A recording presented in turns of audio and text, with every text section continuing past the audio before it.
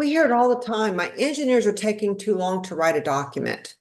So there's a lot of reasons for that. Are they procrastinating? Do they just not like to write? Do they feel like they're not good writers? There's all kinds of reasons that people take too long to write a document. Have you set standards for them? Do they know what a reasonable time frame is to produce a document? So if you don't know what the root cause is, then it's going to be impossible to solve that problem.